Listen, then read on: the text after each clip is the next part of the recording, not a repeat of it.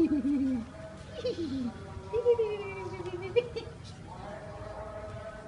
nak kena depan muka dia.